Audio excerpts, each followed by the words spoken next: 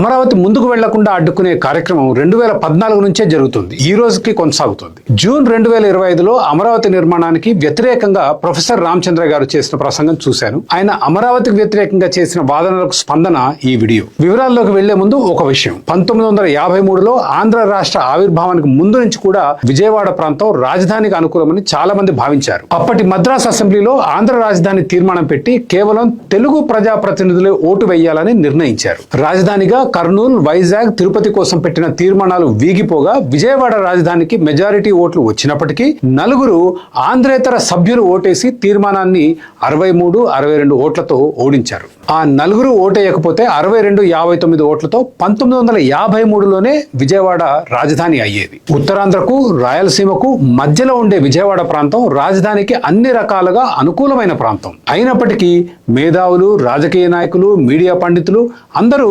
అమరావతి రాజధానిని వ్యతిరేకించడానికి ప్రధాన కారణం నా అభిప్రాయంలో కుల రాజకీయం. ఇక రామచంద్రయ్య గారి ప్రసంగంలోని ముఖ్య వాదనలు చూద్దాం. బ్రిటిష్ వాడు ఈ దేశాన్ని పరిపాలిస్తున్నప్పుడు చెన్నై, కలకత్తా, బాంబే ఓడరేవులు ప్రధాన నగరాలుగా ఎమర్జ్ అయినాయి. అమరావతికి పోర్టు సౌకర్యం లేదు, కానీ కృష్ణా నది ఒడ్డున ఉంది. నదుల పక్కన ఎన్నో మహానగరాలు వచ్చాయి. నైలు నది వెంబడి కైరో నగరం, మిసిసిపి నది వెంబడి Minneapolis, Saint Louis, New Orleans వంటి నగరాలు, థేమ్స్ నది వెంబడి లండన్ ఇందుకు ఉదాహరణలు. ఆంధ్రప్రదేశ్ రాష్ట్రానికి ఒక పెద్ద భారీ మెగా సిటీ అవసరమా? ప్రభుత్వం అమరావతిలో ఏం కడుతుంది?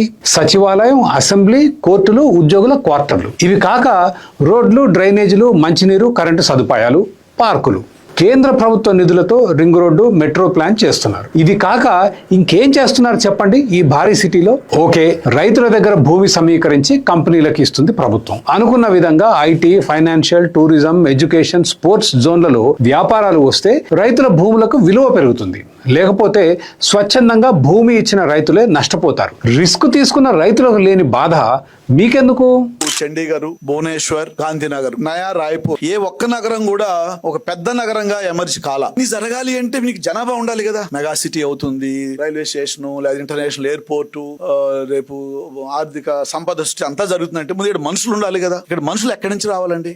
హైదరాబాద్ పెరిగినట్టు అమరావతి పెరుగుతుందా? అమరావతి సిఆర్డిఏ పరిధిలో 50 లక్షల జనాభా నివసిస్తున్నారు. అమరావతికి ఆనుకుని ఉన్న విజయవాడ, గుంటూరు నగరాల జనాభానే 25 లక్షలు. ఇది ఇప్పటికే కొంతవరకు ఎదిగిన జంట నగరాల ప్రాంతం. చండీగఢ్, గాంధీనగర్, నయా రాయ్పూర్ ప్రధానంగా అడ్మినిస్ట్రేషన్ అవసరాలకు మాత్రమే నిర్మించారు. అమరావతిలో అందుకు భిన్నంగా హైదరాబాద్ తరహాలో ఆర్థిక కార్యకలాపాలు సృష్టించడానికి ప్రయత్నం చేస్తున్నారు. దీనికి ప్రభుత్వం చేసే దుబారా పెద్దగా లేదు. రైతుల దగ్గర నుంచి పూల్ చేసిన భూములు వ్యాపారస్తులకు ఇస్తున్నారు. ప్రజాధనం తగలబెట్టడం లేదు, ప్రభుత్వ భూములు దారాదత్తం చేయడం లేదు. చేస్తున్న అప్పులు కూడా భూములు అమ్మి తీరుస్తామంటున్నారు. కేంద్ర ప్రభుత్వం 15,000 కోట్ల అప్పుని గ్రాంట్ గా మారుస్తాం అంటుంది. మెట్రోకి, ఔటర్ రింగ్ రోడ్ కి కేంద్రమే డబ్బులు ఇస్తానంటుంది. రాష్ట్ర, కేంద్ర ప్రభుత్వ కార్యాలయాల నిర్మాణం పూర్తయి అనుకున్న ప్రైవేట్ కంపెనీలలో 4వ వంతు వచ్చిన అమరావతి సక్సెస్ అయినట్లే. వేచి చూద్దాం, తొందర ఎందుకు? న్యూయార్క్ సిటీ ఏదైతే ఉందో అది న్యూయార్క్ రాష్ట్రానికి రాజధాని కాదు. ఆల్బనీ అని న్యూయార్క్ నుంచి చాలా దూరం పైన ఉంటుంది ఒక చిన్న టౌన్. కాలిఫోర్నియా ఇది ఎంత పెద్ద రాష్ట్రం అది. దాంట్లో ఉన్న 2 పెద్ద నగరాలు, ప్రపంచవ్యాప్తంగా తెలిసిన నగరాలు లాస్ ఏంజలీస్, శాన్ ఫ్రాన్సిస్కో.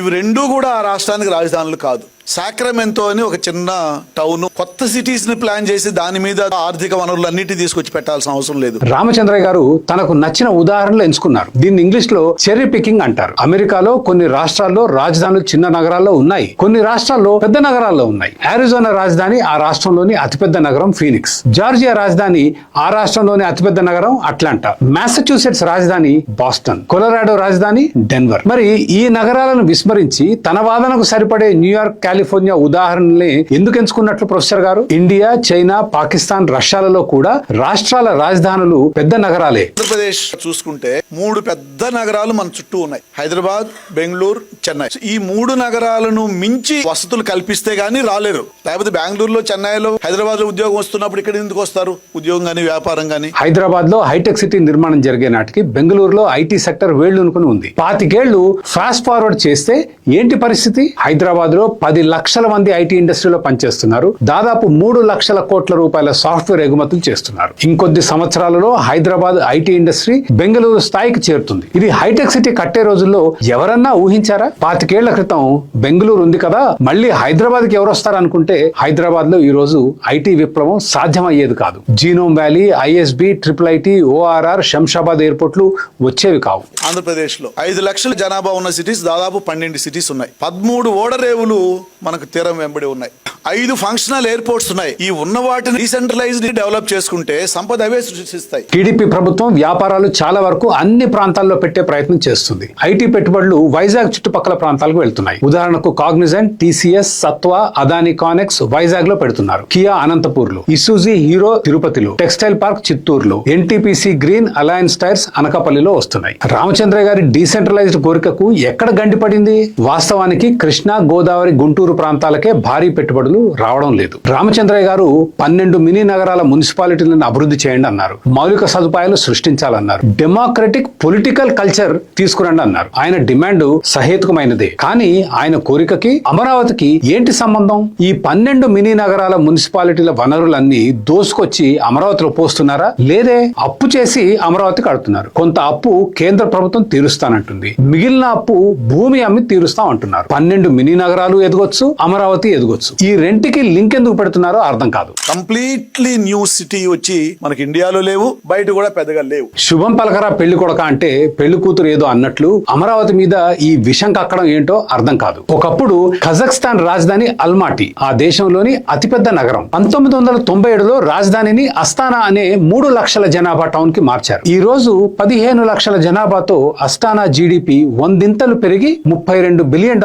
చేరుకుంది. ఇట్లా కొత్త నగరాలు ప్రపంచంలో చాలా వచ్చాయి. చైనాలోని షెంజన్ 1980లలో 30,000 జనాభా నగరం. స్పెషల్ ఎకనామిక్ జోన్ చేసిన తర్వాత 1,70,00,000 జనాభా మహానగరం అయింది. 1970లలో చిన్న టౌన్ అయిన దుబాయ్ ఈ రోజు 35 లక్షల జనాభాతో మహానగరం అయింది. సరే, రామచంద్రయ్య గారు కోరుకుంటున్నట్లు అమరావతి ఫ్లాప్ షో అవుతుంది అనుకుందాం. ఏం కొంపలు మునుగుతాయి? అమరావతిలో కేంద్ర రాష్ట్ర ప్రభుత్వ కార్యాలయాలు వస్తాయి. ఇప్పటికే వచ్చిన విద్యా సంస్థలు ఉంటాయి. వాటితోటే నడిచిపోతుంది. రాజధాని నిర్మాణానికి చేసిన అప్పు తీర్చే బాధ్యత ప్రభుత్వం మీద పడుతుంది. కానీ ఇప్పటికే భూమి ధరలు 10 కోట్లలో పలుకుతుంది. కాబట్టి అసలు అప్పే తీర్చలేని దుస్థితి రాకపోవచ్చు. ఈ స్థాయి నిరాశావాదం రిస్క్ తీసుకుని భూములు ఇచ్చిన రైతులలో కూడా కనిపించదు. వాస్తవానికి అమరావతి ఆర్భాటం అంతా చంద్రబాబు గారి మార్కెటింగ్ హైప్. ఆ హైప్ చూసి అక్కడేదో లక్షల కోట్లు గుమ్మరిస్తున్నారని రామచంద్రయ్య గారు లాంటి వాళ్ళు ఆందోళన చెందుతున్నారు. హైటెక్ సిటీ ఇట్లా మార్కెటింగ్ చేస్తేనే అభివృద్ధి అయింది. కంపెనీలను ఆకర్షించడానికి చంద్రబాబు రకరకాల ప్రయోగాలు చేస్తున్నారు. ఆయన ఎక్కడ సక్సెస్ అవుతాడో అని